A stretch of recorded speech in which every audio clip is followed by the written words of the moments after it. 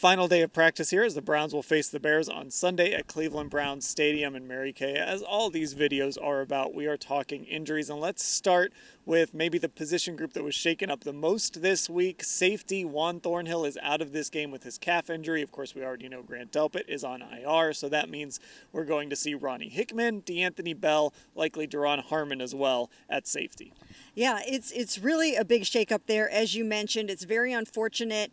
Juan Thornhill, he went into pregame warmups last week. He was trying to play in that game. He was supposed to play in that game, and he aggravated the calf injury out this week. We kind of saw this coming, but when you couple that with losing Grant Delpit, that's a huge hit in the middle of the field. And you know the Bears are going to try to attack it, and you don't know exactly who's going to be there at corner either. And Ashley, of course, they already don't have Rodney McLeod, who suffered a torn biceps. He's out for the season, so they're really kind of scraping by here at safety.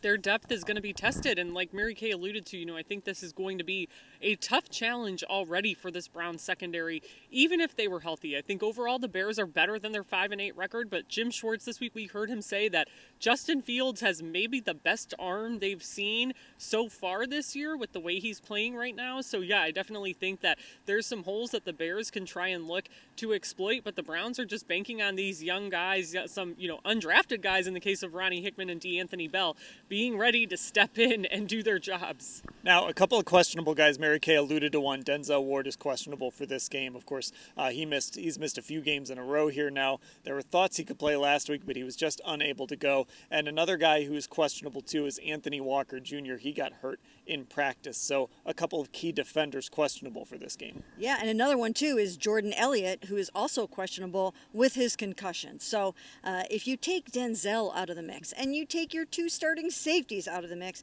you're potentially looking at a secondary minus 3 of your 4 starters. That's not the way that you want to go into a game like this against the Bears and Justin Fields, who has been playing very, very well. So they're going to have to see how this goes. They're holding out hope that maybe Denzel can play. And Ashley, credit, of course, to Martin Emerson and Greg Newsome, especially last week. But you can see the difference when Denzel's not out there in this secondary. Yeah, those two guys definitely stepped up, especially in terms of taking the ball away last week. Martin got 2 interceptions, Greg got 1. But I do think when Denzel's not out there, that secondary just misses his physicality. It's a new level, I think, that he's brought this year. Something in this system has brought that out of him. I don't think his PFF grades do him justice. I've said that so many times throughout this season where you just look, you're like, where are they getting these numbers from? Because you watch him out there, it doesn't match up. He's been so good. So definitely would be, I think, a huge boost to get him back this week. And, of course, one other guy we need to mention, Ethan Posick, he is out of this game as well, so that means Nick Harris will start. His last start at center came against Green Bay, but he did play the bulk of the snaps there on Sunday. But now, Mary Kay, you're looking at an offensive line without both of its tackles and now without its starting center. Certainly not what you expected when you circled this game at the beginning of the season, to be without 3 of your starting offensive linemen, including, you can go all the way back to being without Jack Conklin. So they're down to their 4th and 5th tackles. They're down to their backup center. And, and you've got Joe Flacco back there. So I think if there's anybody that can handle that kind of uncertainty in front of them, it's probably 16th year pro Joe Flacco. Yeah, Ashley, just this offensive line. Look, Bill Callahan, Scott Peters, they just keep trying to work their magic here. I know. Players call Bill Callahan a magician, a wizard.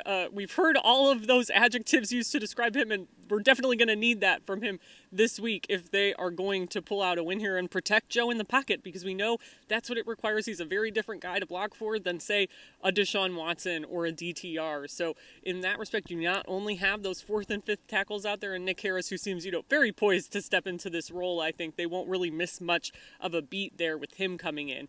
It's tough. It's just because it's different. It would be tough, I think, even if you had your starters in there. Okay, our video's going a little long here, but that's because there's a lot of injuries. There's one more guy we've got to talk about who was ruled out for this game, Obo Okoronkwo. And we've talked about him before, but we need to talk about him again because, once again, Mary Kay, Kevin Stefanski didn't go so far as to say he would be out for the season.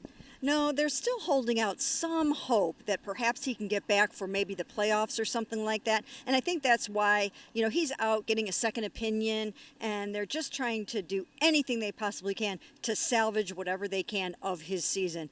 Same thing with Grant Delpit. They're hoping against hope that he can show up, resurface, maybe for the Super Bowl. Who knows? But big loss of Obo, just from an energy standpoint, a positivity standpoint, as well as everything he brings from a pass rush standpoint. And Ashley, they're going to be counting on some young guys, including, Siaki Ika at defensive tackle, but now at end, we might see a little more Isaiah McGuire. Yeah, that's a guy who we've only seen him once. He's only played, I think, 15 defensive snaps in that Cardinals game. Jim Schwartz said he brought up the great play he did where he kind of like bull rushed an offensive lineman into Clayton Tune and forced an interception in that game.